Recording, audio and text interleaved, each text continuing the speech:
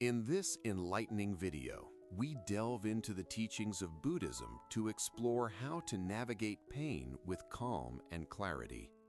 Join us as we discuss practical techniques and mindfulness practices that can help you transform your suffering into a path of healing and understanding. Lesson 1. Pain grows when the mind argues with reality. The world is exactly as it is in this moment. We often suffer because we want things to be different.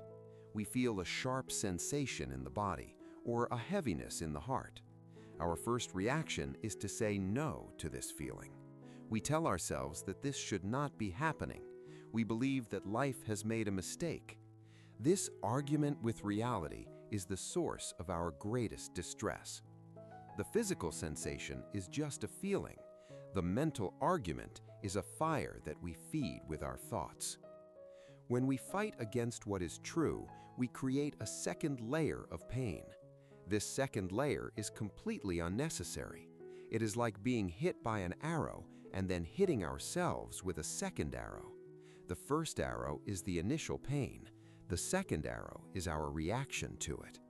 We complain about the timing of the pain. We wonder why it happened to us.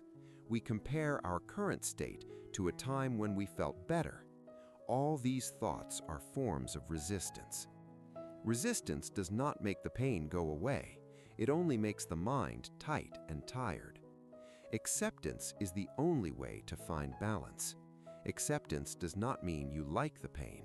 It means you acknowledge that it is present.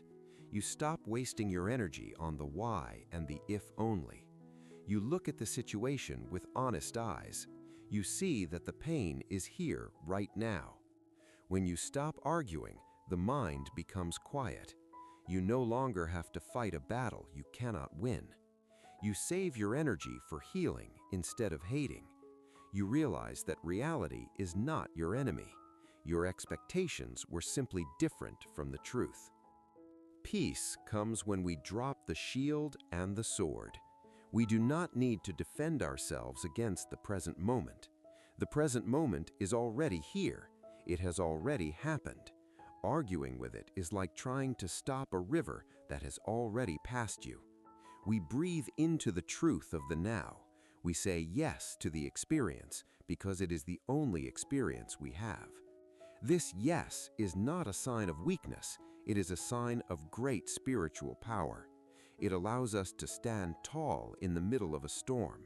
We are no longer victims of what we feel. We are witnesses to the flow of life.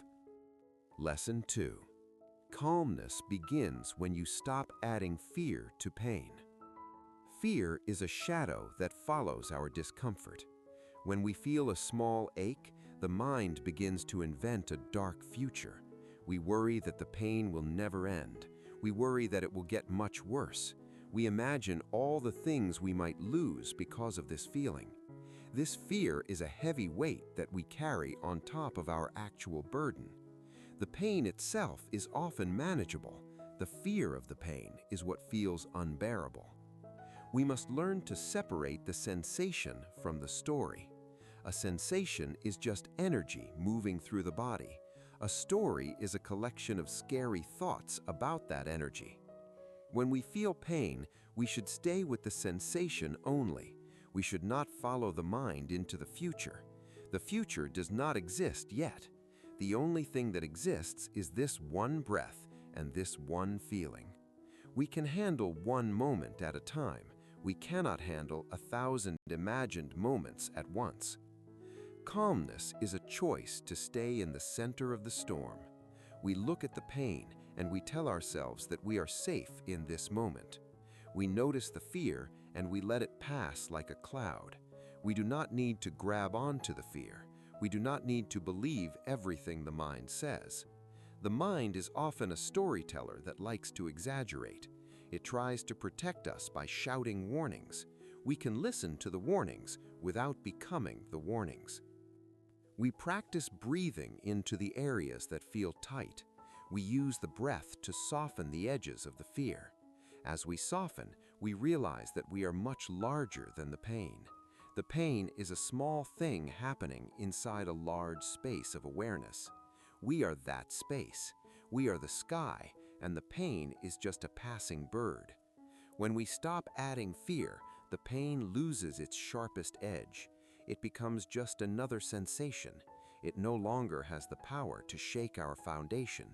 We remain steady because we refuse to scare ourselves. Lesson 3. Pain weakens when you stop demanding it to end. Desire is the root of much of our suffering. We desire for the pain to stop immediately. We demand that it leave our sight right now. This demand creates a state of constant tension. We are always looking at the clock. We are always checking to see if the feeling has changed. When it does not change, we feel frustrated and angry. This frustration acts as a fuel for the pain. It makes the pain feel bigger and more solid than it actually is. Buddhism teaches us about impermanence. Everything in this world is changing every second. Your pain is also changing. It is not a solid block of granite. It is a moving stream of sensations. Sometimes it is hot, and sometimes it is cold. Sometimes it is sharp, and sometimes it is dull. When we demand that it end, we stop seeing its changing nature. We become stuck in the idea of the pain. We must let go of the demand and replace it with curiosity. We can watch the pain with an open mind. We can notice how it shifts and moves. When we stop trying to push it away, it no longer has anything to push back against. Resistance creates friction. Friction creates heat and more discomfort. By stopping the demand, we remove the friction. The pain is allowed to move at its own pace. It is allowed to follow its own natural cycle. We are no longer holding it tight by focusing on its end. Patience is the tool we use to find this freedom. We tell ourselves that we can sit with this for as long as it lasts. This does not mean we want it to stay. It means we are no longer at war with its presence. When the war ends, the mind relaxes. A relaxed mind perceives pain differently. It sees that pain is not a permanent part of the self. It is a temporary guest. Guests always leave eventually. We do not need to push them out the door. We simply wait for them to depart on their own. Lesson 4. Clarity comes from watching pain, not owning it. We often use the words, "my pain." We say, "my back hurts," or "my sadness is deep." This small word, "my," creates a strong bond between us and the suffering. We begin to think that the pain is who we are. We identify with our physical or emotional struggles. This identification makes the pain feel personal and heavy. It feels like a burden that belongs to us forever. Clarity comes when we change our perspective. Instead of saying, "I am in pain," we can say, "there is pain." This simple shift in language changes everything. It creates a small distance between the observer and the observed. We are the person watching the sensation. We are not the sensation itself. We can look at the pain as if it were a strange object in a museum. We can study it without being consumed by it. We see its colors and its shapes. We see how it interacts with the rest of the body.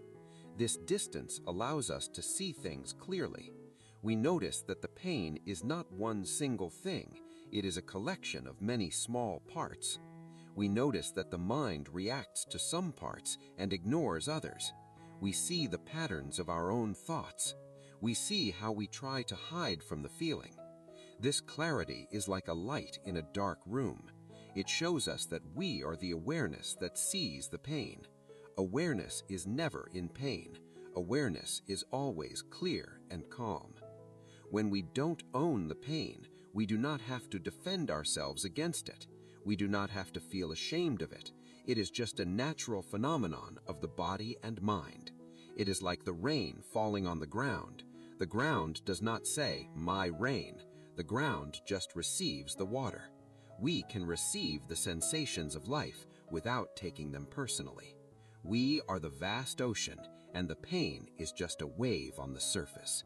The deep water remains still no matter how high the waves go.